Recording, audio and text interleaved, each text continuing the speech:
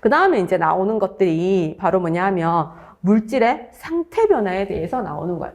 이게 우리가 지금 있는 이 기압이 1기압, 대기압은 1기압이고, 그리고 온도는 뭐 겨울에는 지금은 뭐 영하, 0도 이렇게 되기도 하지만 평상시에는 한 20도 이렇게 되는데, 보통 우리가 살고 있는 실온과 이 압력에서 물질이 존재하는 형태가 여러 가지야. 즉 상태가 다르다. 물질의 상태.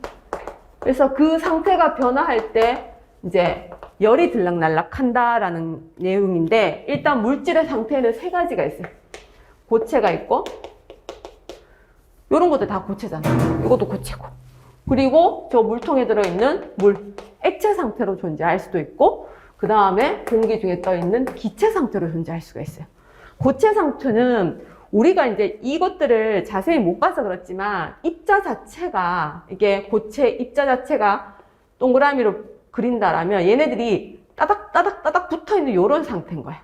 그래서 이 구속력이 커가지고 이거 자체가 제자리에서 벌벌벌 떠는 진동운동 정도만 하는 게 고체 상태인 거고, 액체는 그것보다는 조금 더 자유로워. 그래서 어떤 조금 더 공간을 가지고 있고 이렇게 되어 있는 것들이 바로 액체 상태다.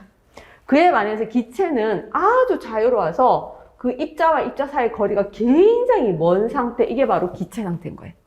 자, 그러면 고체 상태하고 액체 상태하고 기체 상태를 내가 이제 세로로 그렸던 이유는 바로 뭐냐면, 어떤 하나의 물질에서, 즉 물이라고 얘기하면 얼음, 물의 고체 상태 이름은 얼음이 될 거고, 물의 액체 상태 이름은 물이 될 거고, 물의 기체 상태 이름은 수증기라는 이름이 될 건데, 물 숫자 써가지고 수증기가 될 건데, 고체에서 액체, 그 다음에 기체로 갈 동안은 무조건 열을 흡수를 해야 된다. 즉, 가열이라는 게 반드시 필요하다. 그리고 거꾸로 기체에서 액체 거쳐서 고체로 내려오는 상태가 변할 동안에는 반드시 열을 갖고 있는 열을 내어놓는 열 방출을 해야 되고, 그거를 우리가 뭐 냉각시킨다, 이렇게 얘기를 하는 거예요. 자, 그리고 이렇게 열을 흡수를 해서 고체한테 열을 가해주면 액체가 되고, 액체한테 열을 가해주면 기체가 될 건데, 그럼 주변에서 열을 흡수해서 이 상태를 고체, 액체, 기체로 바뀌게 되면, 상태를 바꾸게 되면 주변의 온도는 어떻게 될까? 주변의 온도, 주위 온도는 어떻게 될까? 낮아지겠지. 그래서 주위의 온도는 낮아진다. 즉 주변이 시원해지는 냉각이라는 일이 벌어진다. 그러면 거꾸로 얘기하면 기체가 액체되고 액체가 고체되는 열 방출이라는 상태 변화가 일어나면 주위로 열을 빼앗아, 이렇게 얘는 주변에 열을 빼앗아 가기 때문에 주변이 시원해지는 거고, 얘는 지가 가지고 있는 열을 주변으로 내어놓기 때문에 주위의 온도는 오히려 올라가게 되는 거예요. 그죠? 자, 요렇게 된다라는 거 기본적으로 기억을 하고, 그러면 저 상태 변화에서 다시 삼각형으로 만약에 그리게 되면, 여기가 고체 상태, 그 다음에 액체 상태, 그 다음에 기체 상태가 있다. 자, 고체에서 열을 가해서 액체가 되는 요 과정, 이 상태 변화의 이름을 우리가 바로 뭐라고 얘기하냐면 융해 내지는 용융이라고 그래요. 그러나 요 단어하고 용해는 다른다는 거야. 용해는 물에 소금이 녹는 게 용해. 예를 들어서 요게 용해고, 상태, 고체가 액체되는 상태 변화의 이름은 융해 또는 용융이라고 얘기를 해요. 그 다음에 액체에서 가열을 해서 기체가 되는 이 상태 변화의 이름은 기화라고 얘기를 하고, 그리고 이 화살표가 여기서 이렇게 갈 것처럼 보이지만 고체에서 기체가는 반대로 가야 돼요. 고체에서 기체가는 다이렉트로 가는 것, 이거를 바로 우리가 승화라고 얘기를 해요.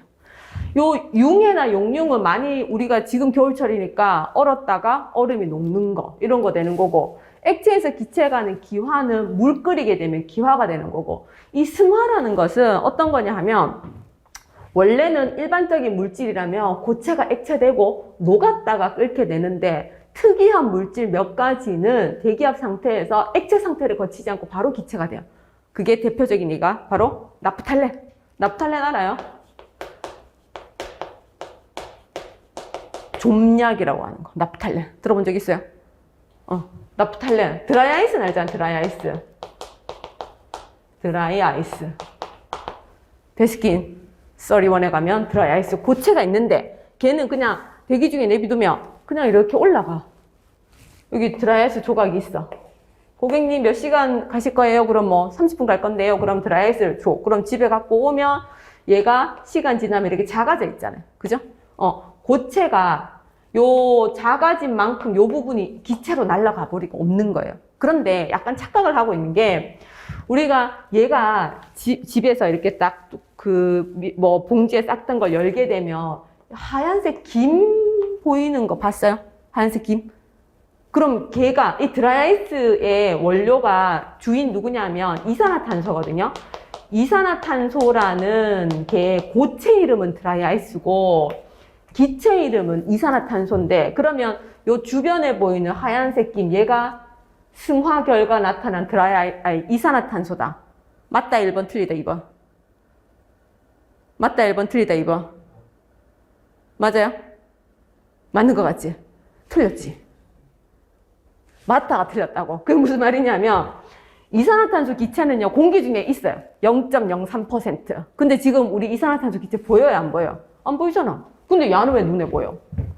그럼 얘가 드라이아이스에서 생긴 게 이산화탄소 기체가 아니고 무엇이란 말입니까? 여기에 드라이아이스 고체가 주변에 있는 공기에 열을 흡수해서 지는 이산화탄소가 되는데 누가 주로 열을 뺏기냐 하면 수증기가 열을 뺏겨. 수증기가. 그러면 수증기가 열을 뺏기면 얘가 액체가 될 건데 아주 작은 물방울이 되는 거예요. 수증기가 열을 뺏겨서 아주 작은 물방울이 되니까 그 물방울이 너무 작아서 우리 눈에는 하얀색 김으로 보이는 거. 이건 수증기예요.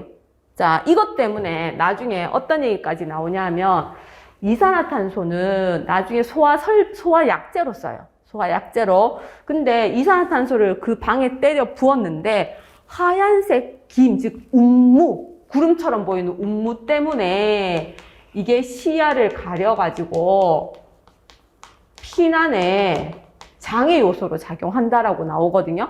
그때 말하는 이 운무가 이산화탄소 기체가 아니라 작은 물방울입니다. 어쨌든 그렇게 된다라는 거. 승화. 자, 이렇게 됐어. 그럼 이제 거꾸로 가봅시다. 기체가 열을 잃어서 액체로 가는 요 상태 변화를 우리가 액화라고 얘기해요. 기화, 기체 되는 거, 액체 되는 거, 액화. 자, 액체가 고체 되는 거, 즉 물이 겨울철에 얼어서 얼음 되는 거. 이거를 응고라고 얘기해요. 그 다음에 거꾸로 기체가 바로 고체가 될 때가 있어요. 이런 거는 그냥 이름을 똑같이 승화라고 쓰는 거예요. 자, 상태 변화 이름이 이래요. 그런데 아까 뭐라 했냐면 고체에서 액체가 하고 액체에서 기체가 할 때는 열을 흡수해야 된다 그랬고 반대 상태 변화 과정에서 열을 방출한다 했는데 그때 흡수하는 열의 이름 내지는 방출하는 열의 이름은 그냥 상태 변화 이름 요거 따주면 돼. 물이 기체가 그 수증기가 되면서 흡수하는 열의 양은 기화열이라고 읽어주면 되고 얼음이 녹아서 물 될 때 내어놓는 열은 흡수해야 되는 열은 융해열. 그냥 그 이름을 다 따주는 거예요. 알겠죠? 자, 그러면 지금 우리가 기억해야 되는 거는 어떤 방향으로 갈 때 열을 흡수해야 되는지, 열을 방출해야 되는지, 그거를 기억하시면 되겠습니다. 됐죠? 자, 그래서 우리 책에 11페이지에 그런 것들이 있어요. 자, 그 다음에 그 밑에 보면 이제 물리적 변화하고 화학적 변화가 나와요. 물리적 변화는 이런 상태 변화가 물리적 변화예요. 얼음이 녹아서 물된다 해가지고 그 물이 이렇게 얼음이 녹아서 물되고 다시 얼리면 얼음 되는데 그러면 녹고 얼고를 거쳐도 물은 계속 물인 거야. 즉 물질의 성질은 안 바뀌는 거 그런 것들을 물리적 변화라고 얘기를 하고 화학적 변화는 전혀 새로운 물질이 되는 것들 그런 것들을 화학적 변화라고 합니다.